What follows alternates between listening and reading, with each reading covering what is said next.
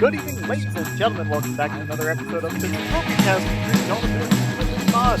Everybody here calling the shots tonight, as always, as we get into another 3-on-3 match. We're on Meridian High City tonight, and on the red team, or rather the blue team with the red Eldar, we have Dodge as the Eldar Warlock, followed by Acolyte of Crom as the Chaos Plague Champion, and Fat Cat, wherever he is, there we go, as the Inquisitor for the Imperial Guard. Their opposing players, Mr. Nathius as the Imperial Guard Lord General, Falernic. I need a phonetic spelling of Falernic. I'm gonna go with Falernic, and then last but not least, we have the Farseer Mobius One. And it looks like we're actually set up in mirror mode right here. We have the Eldar mirror on the west, the Imperial Guard mirror on the east, and then the classic Chaos Space Marine matchup in the center of the map. So with the mirrors, a lot of people don't like mirrors. I enjoy mirrors. I think it's kind of interesting to have the same tools at your disposal and have to use them more efficiently than your opposing player. Of course, you have different options in the way of your hero support, globals, and warrior, that sort of thing. But it's kind of similar to chess, where you both have the same layout, and whoever uses it better, whoever utilizes it better, gets the advantage. And people love chess, so why don't they love mirrors? I don't know. Anyways, red team grabbing the early victory point advantage here, and it looks like taking the first engagement against the Warlock on this side. Chaos moving into support, however, with those Chaos Space Marines. Both of the Eldar went for their Dire Avengers first, and then their Banshees. I think that's pretty typical in 3-on-3 games. Those Banshees in team games are going to have an even harder time getting into melee to maximum effectiveness without taking a face full of range fire before you can get their aspect upgrade. But once you get that first engagement down and can secure some map position, as we can see right now, here they come screaming in to take out some Chaos Space Marines. They managed to ping one right there. Both Banshees on the opposing Space Marines and Tactical Marines of their enemy. Nice maneuver right there, too. It was subtle, but you could see he dropped the Banshee Scream and then he wasn't going to engage. He was going to keep running back, leaving the Banshee suppressed to take a bunch of Plague Champion fire, because in Banshee mirrors, it's really whoever gets the special attack off first, and until one side gets an improved melee skill, that's not going to happen. So you don't want to have a squad of Banshees die to a random knockback, so he fell back. He's going to let the Plague Champion maybe pick off a model or two and then re-engage, but they retreated. It didn't matter. I'm just speculating on what could have gone down there and just, you know, compounding on what was a nice little small touch that people don't often pick up on. So I saw Nathius actually go for a second Sentinel, and it looks like that fell already. That's going to be a big setback for him in this early state of the game. Luckily, the Force Commander's here giving him a hand. Otherwise, he'd have a very difficult time getting into this match. This map plays very much like Calderis Refinery, actually, where you have the two contested power nodes that a lot of battles happen for early in the game, and then you have all of the other natural power is kind of way back on either side, so it's pretty difficult to get gen bashes in on these kind of maps, so they tend to go a little longer, or they tend to tick up faster. Man, going all in, the Warlock trying to finish off that last Guardian member with a Destructor, but at the base R, that Destructor just doesn't do much damage at all, really. So, kind of maybe an overextension there, probably a bit unnecessary, but he was going for it anyways. Got Shurikens on the field now, starting to suppress and lock down sections of this map. With the choke points here, the map's not ultimately very open because of these raised and lower surfaces. So you have these broken away walls and you have the stairways. That's the only way to get into the center. And then same thing for all of these lowered power structures here. Everything's down, stairways or that sort of thing. So it's easy to get choke points, and it's easy to flank around because of that if you can position yourself well enough. Noise Marines trying to put some pressure on that power farm, but looks like the red team was quick to react. This wasn't going to let them get maybe more than a single generator, and they even managed to protect that one. So good reaction on their part. Force Commander was there. This Force Commander, Ultramarines apparently got tired of their blue, so they decided to go for the 24 karat look, and went ahead and gilded their armor with some nice gold plating there. 416 to 459 artillery spotters on the field. Nathan still with a pretty weak field presence at the moment, but so long as the 4th Commander continues to support this side, this will come in handy. Down goes the Sentinel, though. A little brazen, leaving that Sentinel under the effect of all of that ranged fire. And Banshee's capping the center point. Farseer hasn't quite managed to get to the point, I feel like, where she's been able to get the advantage here. She won that first engagement, but that seems to be about it so far. The Warlock much more easily can just charge in with that brute force attack, whereas the Farseer is trying to find advantages with Guide and using the Shuriken to keep the Warlock and everything out of position. Suppression goes down with the Ghost Helm on those Banshees. Nice looking grenade there. Didn't quite manage to take him out, sends the Banshees screaming home with just a single unit at this point. Lone Banshee gonna have to get herself a whole new group of sisters. The Ghost Helm's not something I see often on the Farseer, actually. It's a pretty cool ability to be able to have that suppression on the map. And I think if so long as you use your energy efficiently, you're kind of gonna have to hold back on those fleet of foots. But if you can Mind War and Guide, you can really lock down a Banshee squad and then light it up with your Dire Avengers before it gets into melee range. We are losing a power node to the enemy. Something definitely to consider. But that's the thing with a lot of those Farseer abilities early game. It's fun to get Doombringer or Ghost Helm and that sort of thing quickly, but you don't often have the energy to utilize all of it to its maximum potential, because especially in a one-on-one map where you're fleet footing around a lot, you then won't have energy for both Guide and Doom, or Guide and the Ghost Helm Mind War ability all at once.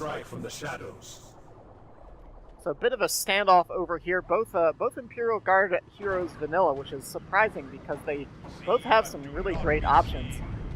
Especially the Inquisitor with all of her AoE abilities and that sort of thing. And since she's fighting against Space Marine and Imperial Guard, it seems like the Razor would be an obvious choice. She could use that increased melee damage against the Space Marines and then use the Holy Pyre ability against the Imperial Guard. But I guess Nithis doesn't even really have that much infantry. Everyone's heading into Tier 2. Fat Cat's getting himself a Manticore. Good thing, too, because he's floating resources like mad. Almost 1,000 requisitions sitting in the bank for him. He's going to have to get himself maybe some Stormtroopers or something behind that Manticore to really make use of all his resources that's been purchased.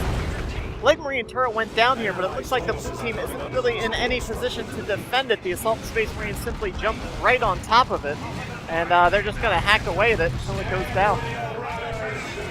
Nathis getting himself a heavy weapons team onto the field. And we've already got a Blastmaster dubstep cannon from those upgraded Noise Marines, so we're going to have some quick artillery.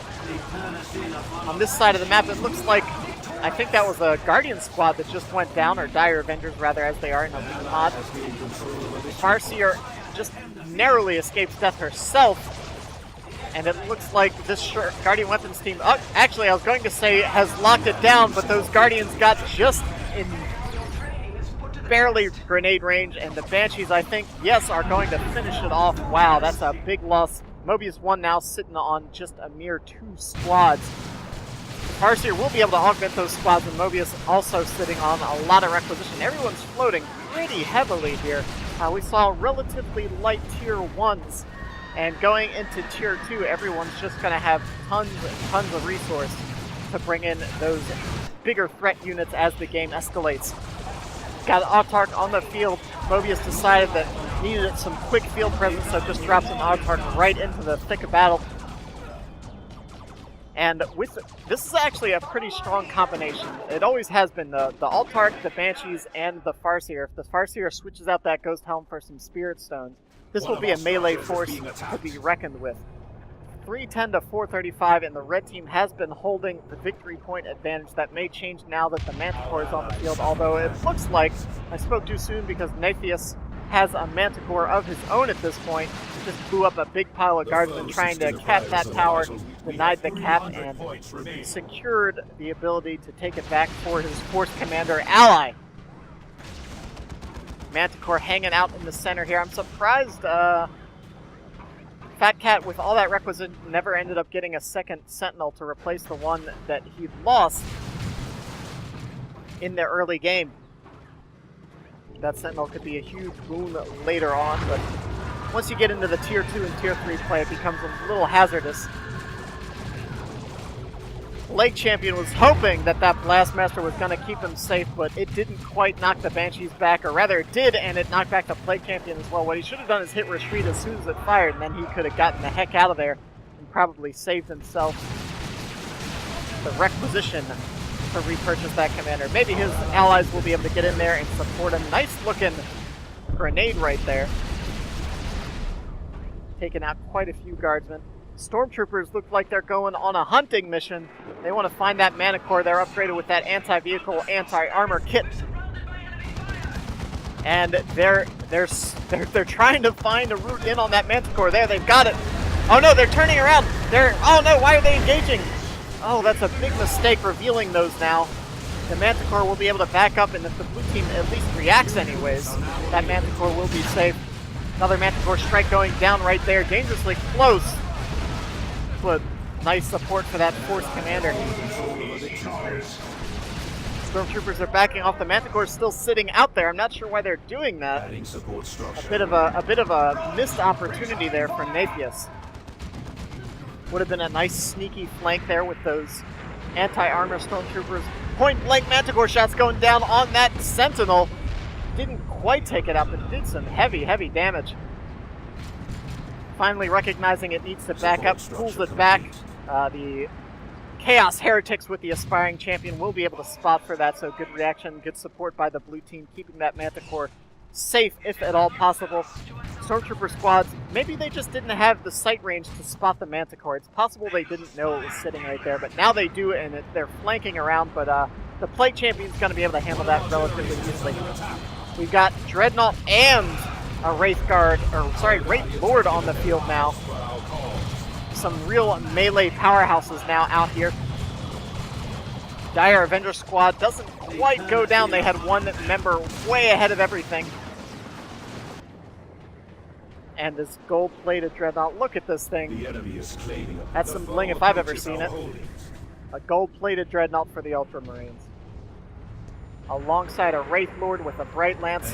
More Manticore strikes coming down from on high sea. Man, if he had eliminated that Manticore with those Melta troops, it would be so much easier to hold the map at this point.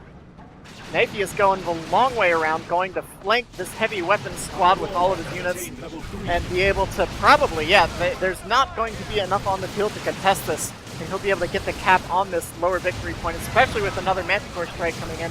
However, the Sentinel no, he's not really in a lot of damage. Good fallback from those guardsmen. They didn't hit the panic retreat button. Touch and Nurgle going down on these Chaos Heretics, but I tell you what, with two Walkers here, Walkers don't care about knockback. They're just going to keep swinging away. Lord General coming in, still pushing the flanking position. Manticore has to fall back with the two Walkers holding point in the center. And now Napius' flank moving in on this side. Warlock already Tier 3 with a Seer Council on the field, and everybody's heading into Tier 3 now. Not a lot of resource spent. Everybody's just holding their power and teching up hard.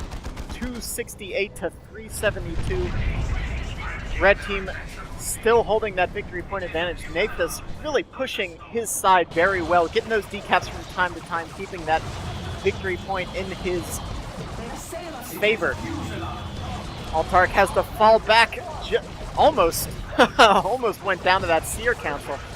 But this Wraith Lord, I think will be able to hold its own against the Seer Council. Two grenades going down, taking out a couple of those Dire Avengers. Banshees, I think, are going to go down here. They have to get out of there quick, but there's a Dreadnought in the retreat path. I think one good swing. Oh, and an Emperor's Fist went ahead and secured that squad wipe. It's kind of been a melee escalation on the Eldar Mirror side, but with those Banshees falling and those two Walkers on the field, that's going to be an easy advantage going in favor of the Farseer. Manticore went down there to a Dreadnought, actually. It's kind of funny. Nathius was trying to be so tricky with those Stormtrooper squads. And Falernic was just like, I'm just going to go punch it with a Dreadnought. I don't care. I'm just going to go up and punch it. You can be tricky if you want, but I think I can just walk up to it and kill it. And he did. So it worked out for him. Assault Kit Stormtroopers doing heavy damage to all the infantry out here. Obliterates that artillery spotter squad in the blink of an eye. And I think that's going to be all that they can deal with. A lot of ranged firepower from Nathius, but can't stand up to those dual Assault Kit Stormtroopers on the field. And Nathius and Fat Cat both bringing out the heavy armor. And when I say heavy armor, I mean the heaviest. We got the Baneblade on the field for Fat Cat and one coming out for Nathius as well. This game is escalating very quickly. Only 15 minutes in, Baneblades hitting the field, tanks out, Fire Prison coming shortly. But honestly, with all this tech up for the blue team, they might not be able to stay in the game much longer if the red team continues to push the victory points as they have been. This Baneblade needs to get out here and really lock down the center of the map. Seems like they've got a good position as it is. They do have the Noise Marine set up. They got the Chaos Predator in the back. Everything's pushing a bit too forward, though, I think, at the moment. There's no reason for these Dire Avengers to be pushing out past all of this range supporting fire when they already have the victory point. Down goes one squad very quickly there. And the Baneblade is moving in. Wraithlord just standing in the middle of all of this. Again, I think pushing forward a bit too brazenly. Down it goes to the Plague Marines, the Predator, and the Noise Marine Blastmaster dubstep cannon. With his Baneblade on the field, suddenly the blue team has a strong field presence in the center here, along with two other supporting tanks. We've got a Shrine of Nurgle going up as well, so that'll provide healing and reinforcements so long as it stays under Nurgle worship. Seer Council getting a decap over here, and we might be approaching a sudden triple cap for the blue team. Some Stormtroopers getting a little gen bash in on the far side. There is a oh man, I like how every time I look down here you see a bunch of +3s from dozens of Dead's Guardsmen. So it looks like we're going to have a Baneblade duel in the center coming up here shortly. We're going to have to see who can manage their vehicles better and keep themselves better supported. So many Stormtroopers. We trust in your guidance. All is quiet for the moment as we head into the next big battle. Altark way over here. Blue team needs to hold those victory points for as long as they can. If they hold every second they hold this triple cap, they're closing that gap very rapidly. And here we go into the center. Manticore coming down on the opposing Baneblade, and we can see what an advantage is to still have that Manticore up. The blue team having lost theirs. That Baneblade quickly goes down to about half health. They need to take out that Nurgle Shrine while they have the opportunity, I think. But instead they're focusing down the Inquisitor. I think the small arms fire is enough to deal with the Inquisitor. Use the anti-vehicle and explosive rocket launcher to deal with that Shrine of Nurgle. Heretics going way deeper than they need to go and getting punished for it. That squad is gone. A pair of grenades going down from those Assault Kit Stormtroopers, putting big chunks of health down on those Guardsmen. Warp Throw coming in from the Warlock, going for the Cloak of Shadows and the Witchblade of Kurnos as well. I think that was in response to all that melee that was going down on the far side there.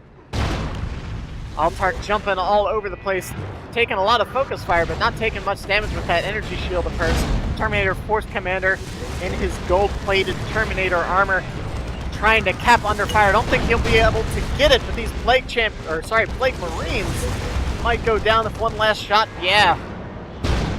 Pops that last Plague Champ. Or Plague Marine. I said it twice, and I got it wrong twice. Manticore coming down on that Baneblade once again, taking huge chunks of health off. That Laz Predator with the Mark of Siege, I believe. trying to keep that Baneblade at bay. Under fire from their transport. Lots of damaged vehicles on both sides at this point. But it looks like the blue team's going to hold the center of the map for the time being. 182 to 207, and the victory points are now just about even. The blue team, with that last couple pushes, managed to get back into this game, and now it's back to anyone's match. They managed to tech up and hold out, and now we've got an Avatar coming onto the field. We've got more tanks coming out as well. Both of the dreadnoughts for the blue team the red team are down. I always get confused when the map has the red team on the left and then on the UI the blue team is on the left. Always throws me off a little bit when I'm casting these games like that. Tactical Marines trying to go in for a cap, but there's no way they're going to get that decap down. Not with all of that kind of firepower back there. Those guys are crazy. Really what I think needs to happen here is the Farseer needs to flank around the far side and maybe mess with some of these setup teams. Nice use of this Cloaked Stormtrooper squad to get a spotter there. Stuns that Baneblade for a Manticore strike that's guaranteed to land, but it looks like we have an Eldritch Storm coming down on the opposing Baneblade here. The red Baneblade gets disabled. Oh, and the Predator drives right into it, but they're turning around. You don't want to turn around. A lot of people panic and want to pull their vehicle back once it gets stunned, but when you try to do that, all it's going to do is turn around and expose its rear armor, and this Baneblade goes down because of it. Chaos Predator, however, looks like it's going down in return. That's at least something for the red team at the cost of losing that Baneblade. With that Terminator Force Commander taking almost an entire army's worth of damage, and those Assault Space Marines, causing some major disruption in the lines of the blue team with the Avatars there to answer. Repair bunker is up, it looks like. The red team did manage to keep all their other tanks alive, however damaged. Looks like we've got a Vanquisher cannon on that Layman Rest. We got the twin-linked las cannons coming down for the Chaos Predator as well. It's all about the vehicle support now at this stage of the game. 182 to 165, and the blue team is starting, or rather continuing, to lock down the center victory point.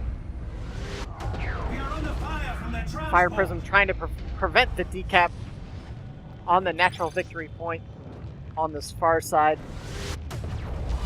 Getting those big wide beam shots there on the Seer Council. Not doing much damage at all, though. Plasma Devastator set up, but not doing much good since they don't have the vision to support it.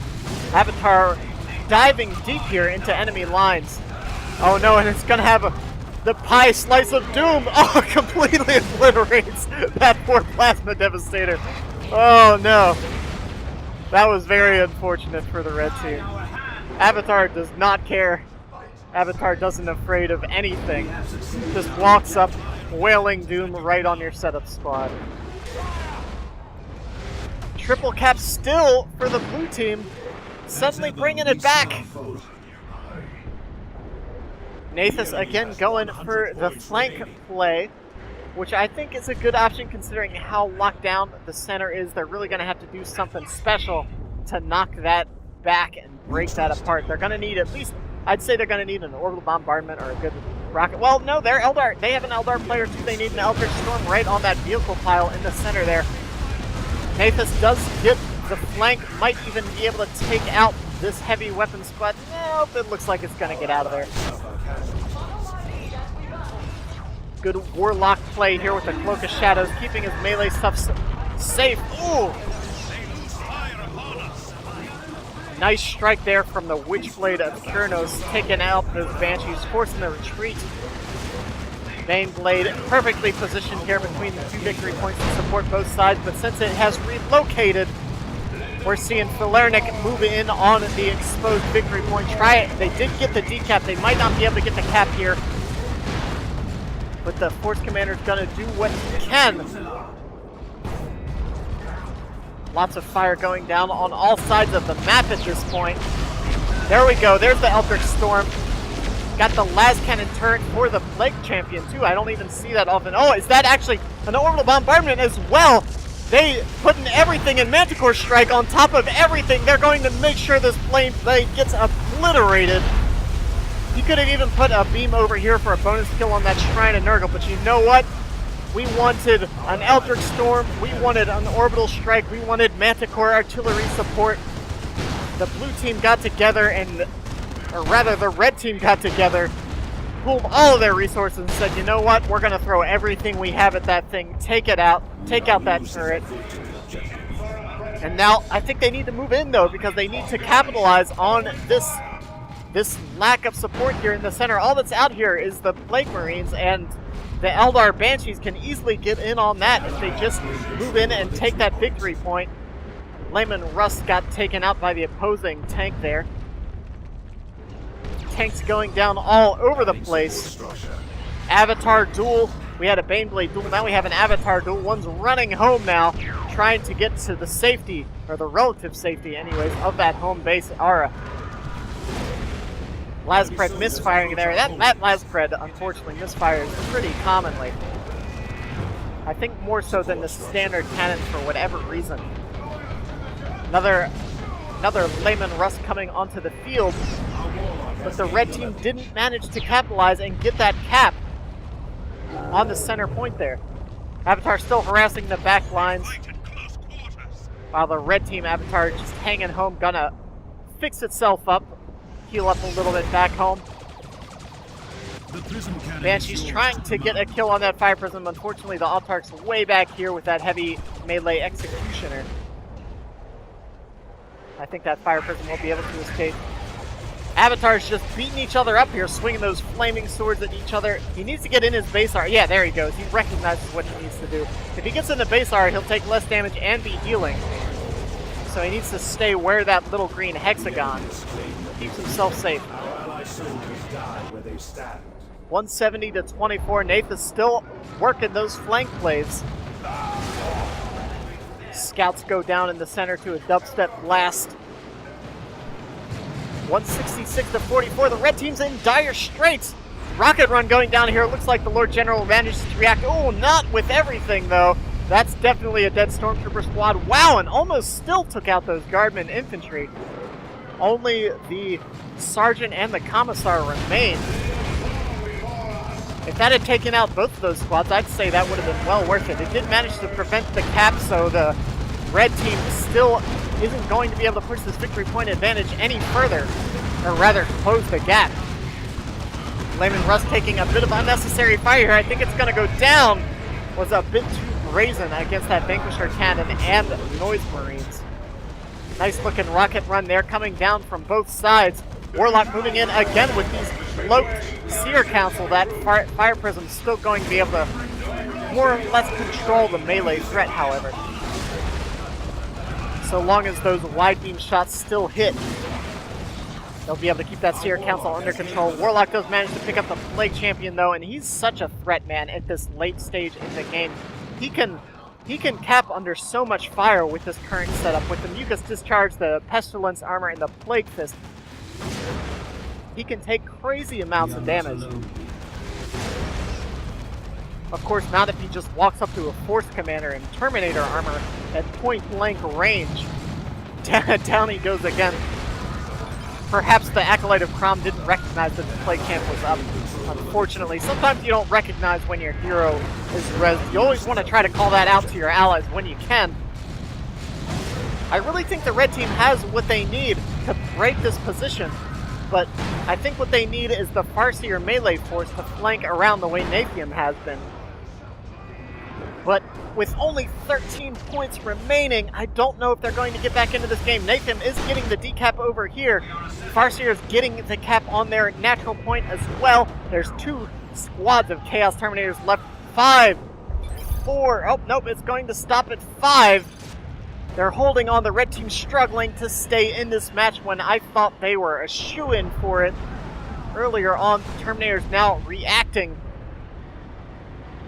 Just copious amounts of armor on the field at this stage of the game. Now 2 assault cannons. Those assault cannons going to make short work of all of this. But a 2-0 cap suddenly for the red team might even get the center. Nope, I spoke too soon. Oh, that was brutal. 3 Tactical Marines, 1 turned to bits. Chaos Terminator is going to be a huge threat. Dodge with double D cannons.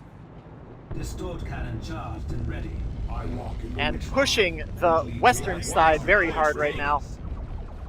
But see, the red team's kind of just hanging back here. I feel like they have to be more aggressive. We will soon have The blue team conquest. has the initiative since they have the victory points, so they can choose to hang back if they wish. Look at that Cloak of Shadows, keeping that avatar under wraps, man. Always fun to see that build from the Warlock. Red team's avatar in dire straits. It looks like it's gonna go down, and so it does.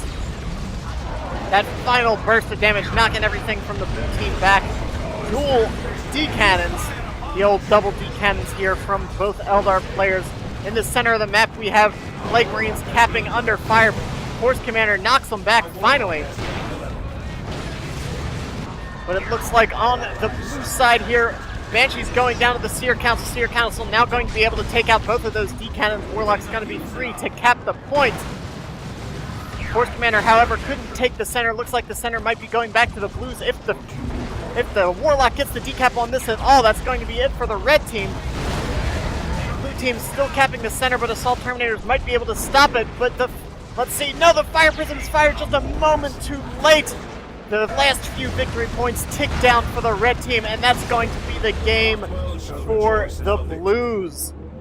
Very close match there. Even if the red team had managed to keep that in their hands, I'm not sure. Well, yeah, I'm just not sure they would have been able to push with what they had in the center here. They had tons of infantry, but those would have been obliterated by those D cannons. These Assault Terminators, if they had their teleport, may have been able to get in and threaten that tank and that artillery double D cannon position. But I think the red team had it there a couple times. They just were a bit too timid with pushing this center position. They had the two Fire Prisms, they had the Predator, they had that Force Commander Terminator. I think they could have pushed this. They just would have needed a flank from Mobius to maybe put some pressure on all of these setup squads out here. But either way, a really fun game. Wow, holy free holes. That was a lot of fun. That Baneblade kill was the highlight. Wow. Just orbital bombardment, Eldritch Storm, Manicore Strike. Everything the red team had, they threw it in. They were tired of that thing. But man, lockdown position right there. Hope you guys enjoyed the game. I know I did. Feel free to like, comment, subscribe, drop me a line, send me those replays. I love hearing from you folks. This is Red Rupee. I'll catch you guys next time.